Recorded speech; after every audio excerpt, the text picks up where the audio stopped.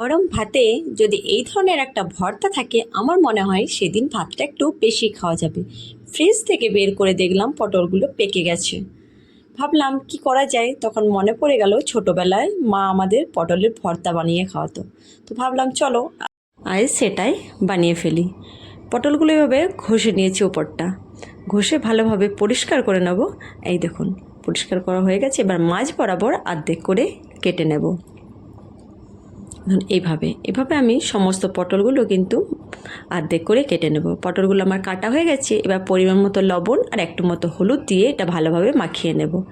এবার এইদিকে আর একটা কড়াইয়ে কিছুটা পরিমাণ তেল দিয়ে তাতে 10 থেকে 15টা রসুন, দুটো মিডিয়াম সাইজের পেঁয়াজ, 4টে মতো কাঁচা লঙ্কা আর অর্ধেকটা টমেটো এর মধ্যে দিয়ে দেবো।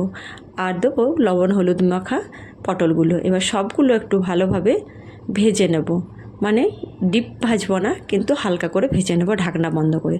ঢাকনা খুলে দেখুন আমাদের প্রায় পটলগুলো কিন্তু সেদ্ধও হয়ে গেছে আর বেশ ভালো মতো ভাজাও হয়ে গেছে। এবার এগুলো একটা প্লেটের মধ্যে ঠান্ডা হতে দেবো। আমাদের এইগুলো ঠান্ডা হয়ে গেছে। এবার মিক্সি জারে অল্প পরিমাণ জল দিয়ে এটা একটা ভালো পেস্ট বানাবো। বেশি কিন্তু পেস্ট করবো না, একটু দরদরা পেস্ট রাখবো।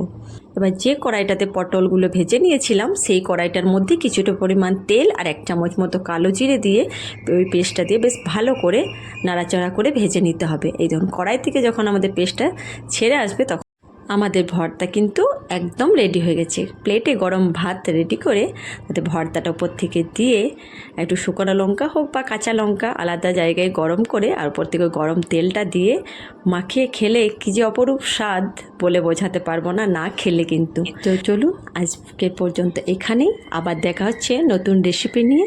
অবশ্যই বাড়িতে বানিয়ে খাবেন আর কমেন্ট বক্সে অবশ্যই জানাবেন রেসিপিটা আপনাদের কেমন লাগলো। টাটা।